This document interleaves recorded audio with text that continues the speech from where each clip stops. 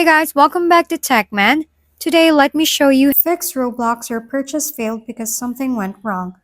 I ran into this your purchase failed because something went wrong message on Roblox once while trying to buy something, and honestly, it's one of those errors that just shows up with zero explanation.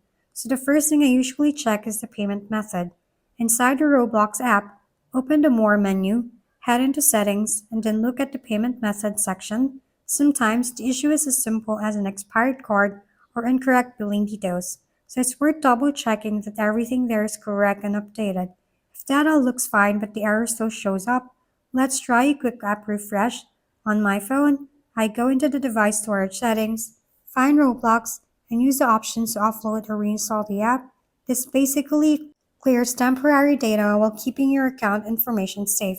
After installing and signing back in, the purchase usually works again. It's a simple fix, but surprisingly effective. Kind of like restarting your router when the internet acts up.